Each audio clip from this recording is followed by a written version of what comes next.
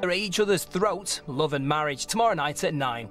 But now on ITV, an emotional trip back in time, in Secrets from the Workhouse.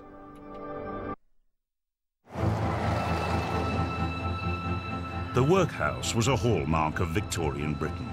In an era associated with imperial pomp and industrial revolution, the workhouse represented the vast underbelly of society, an institution that caused misery to millions and evoked shame in even more. They were all there. All there, yes. Oh, how awful for them. For the poor, the homeless, the unemployed, or the ill of Victorian Britain, there were no welfare benefits and no NHS. They could starve on the streets or turn to the workhouse as a last resort. When he died in the workhouse, was his body chucked out with the rubbish? Astonishingly, the workhouse survived well into the modern era, until after the Second World War. In 100 years, it was home to over 16 million people caught between poverty and destitution. She was homeless and living on the stairs. Are you joking? No. You're joking? No. By the time it finally shut down in 1948, 5 million people had died in the workhouse. Today, 1 in every 10 Britons has a family connection to this formidable institution. But amongst the stories of tragedy, there are also stories of triumph against overwhelming odds. That is absolutely extraordinary. Yeah, Western Australia. Extraordinary. Now actress Felicity Kendall, actor Brian Cox, presenter Fern Britton, and best-selling author Barbara Taylor Bradford will explore how their families were driven into the workhouse by poverty. An ordeal with uncanny echoes of life in today's Britain. The injustice of it is astonishing. It's astonishing. And model and actress Kiera Chaplin will discover how the most famous workhouse inmate of all, her grandfather, Charlie Chaplin, took on the system and won. After going through this, he probably realized that he could get through anything.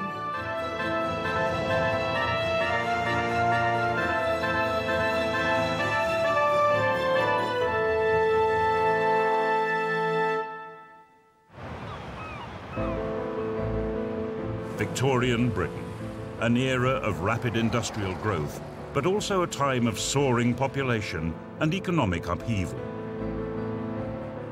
The workhouse was adopted in 1834 as an ingenious solution to the spiraling problem of poverty.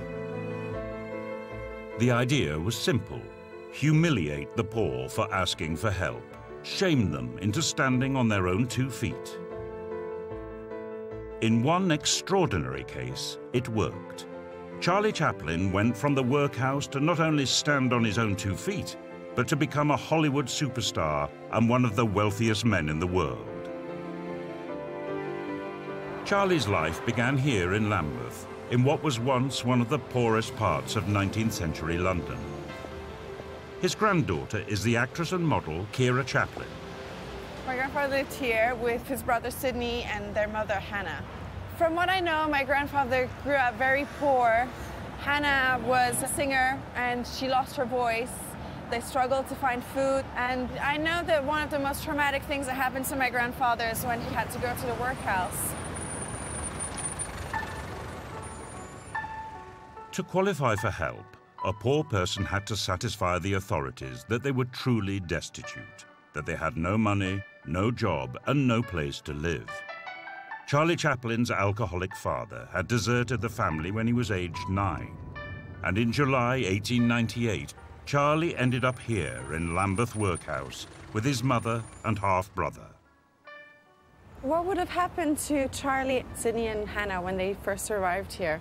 Well, they would have approached the workhouse, and Hannah would have made it known that she wanted to be admitted. Okay. At which point she would have been separated from her 2 sons. So she would have been led to the female ward, which was on this side of the building. Okay. And the 2 boys would have been led across the way to the children's building.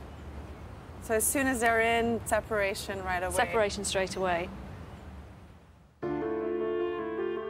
Segregation was at the heart of the workhouse system. Children from their parents, wives from their husbands. By isolating individual groups of paupers, the authorities believed they could contain the toxic influence of poverty and stop the spread of degenerate behavior. We can see from the map of the workhouse just how regimented it was.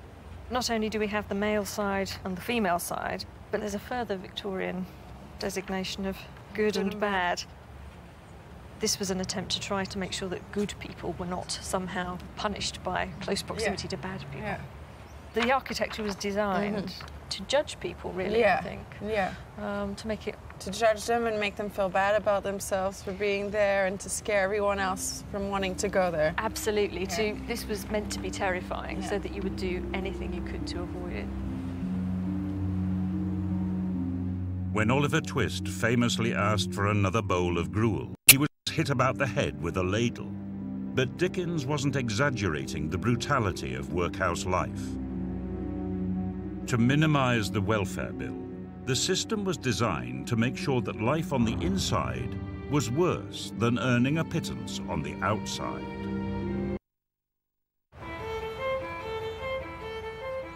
The earliest workhouses appeared in the 17th century, but it was the Victorians who first used them as the basis of a national welfare strategy. At its peak, there were 700 workhouses in England, housing over 250,000 people. Each was run by a master and matron, and the largest ones, like Lambeth, held over 1,000 inmates at a time. Charlie Chaplin came here as a child with his mother Hannah and his half-brother Sidney. Today, the building has been converted into a cinema museum in Charlie's honour. In this very room, now used for screening films, Charlie and his brother met up with their mother 1 week after they first arrived. Charlie gave an account of that reunion in his autobiography. How well I remember the poignant sadness of that first visiting day.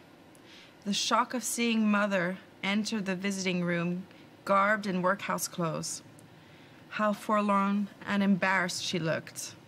In 1 week, she had aged and grown thin, but her face lit up when she saw us.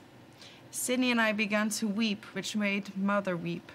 Eventually, she regained her composure, and we sat together, our hands in her lap, while she gently patted them. She smiled at our cropped heads and stroked them consolingly, telling us that we would soon be all together again.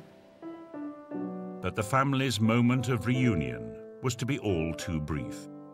After 8 days, Charlie and Sidney were sent to a pauper school on the edge of London, leaving Hannah alone in the workhouse. A week or two later, Hannah ended up in the infirmary with what's described as dermatitis and bruises all over her body. She's somehow been victimised, picked on, hit. We don't know whether it's by staff or by other inmates, but she's physically suffered some kind of abuse. In the workhouse infirmary, Hannah would have had her wounds cleaned and dressed. For her pain, she would have been given opium. How many days did Hannah spend in the infirmary? It seems she spent about 9 days here, and then after a couple of months, she was transferred from the workhouse to Cane Hill Lunatic Asylum. Well, so basically 7 weeks after being here, ends up in the insane asylum. This place sounds like hell. Horrifying. Officially, physical punishment wasn't allowed, although unofficially, abuse was commonplace. This is partly what made the workhouse such a feared institution. But the torment of life inside wasn't just physical. It was also psychological, as inmates were stripped of their dignity. Patrick was 54 years old when he was sent to Gartloch Asylum. At the time, he was one of 45,000 old and infirm paupers who were moved from workhouses to asylums around the country because the authorities didn't know what else to do with them. By today's standards, the treatment they received was primitive: physical exercise for therapy and opium for sedation. Charlie Chaplin's mother, Hannah, was also committed to an asylum after she was separated from him in Lambeth Workhouse. Charlie was sent to live in a school for poor children, miles away from the life he'd known. He was one of over 800 pupils here at Hanwell Industrial School. Alongside literacy and numeracy, children were also taught trades like carpentry, metalwork and tailoring to set them up for future employment. Today, Charlie's old school is a community and sports centre. I can imagine most children, when they got here, including my grandfather, they must have been extremely malnourished, frail. Yeah, I mean, children who came from the centre of town, which is where Charlie came from, would have been some of the poorest children in London. In fact, probably some of the poorest children in the country, actually. They had physical activity, sports. They did. I mean, they were taught how to swim, and running, jumping, tumbling, jumping over ropes, skipping. Sports were quite important. It makes me wonder, because my grandfather in his work, he was very physical. He was his own stuntman. He knew how to walk on a tightrope. He knew how to roller skate. He knew how to fall and roll. So I wonder if this is the place where he learned a lot of physical activity. Yeah, absolutely. Here's a picture, and this is it's actually got Charlie down there. Yeah. They look like a crafty little bunch. Yeah, they do. They kind of got chubby faces, so they must have been, you know, pretty well fed. The school wasn't only concerned with the child's physical welfare, but also its moral discipline. The gym used to double up as the punishment room. Penalties included reduced food rations, regular beatings, and being locked up in a windowless cell for up to 24 hours. Every Thursday, the names of the kids that had misbehaved were read out in the playground, and on Friday, they were punished. All the boys would be brought in here, and then there'd be a desk like this, and they would be lined up. It was only the boys, the girls weren't beaten, and it was only the boys aged over 7. Charlie's name was read out, and he was accused of setting fire to the toilet block. And actually, Charlie didn't do it. But he decided, you know, that he was going to say something different. So this is what happens. Are you guilty or not guilty, he asked. Nervous and impelled by a force beyond my control, I blurted out, guilty. I felt neither resentment nor injustice, but a sense of frightening adventure as they led me to the desk and administered 3 strokes across my bottom. The pain was so excruciating that it took my breath away. But I did not cry out, and although paralyzed with pain and carried to the mattress to recover, I felt violently triumphant.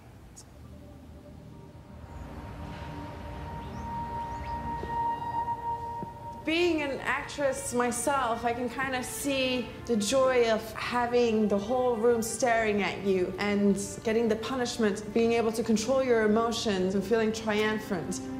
I think my grandfather learned a lot of discipline here. Mostly he learned how to become a stronger person and a more independent person, and I think after going through this, he probably realized that he could get through anything.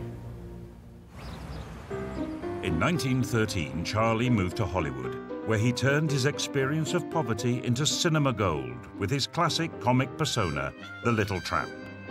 2 years later, aged 26, he was earning the equivalent of $8 million a year, making him one of the highest paid people in the world.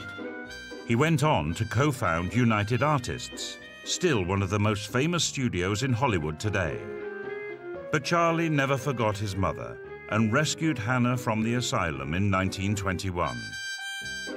She spent her last 7 years in luxury in California, a world away from the workhouse. Charlie's success may be unique, but the resistance he showed against all the odds is shared by other workhouse inmates, people who took on the system and left a legacy of courage and defiance for future generations. The Paradise family continue to deal with Pauline's new life, and on top of all that, Heather's got a surprise for Ashley. It's Love and Marriage tomorrow night at 9. Stay with us, the news is next.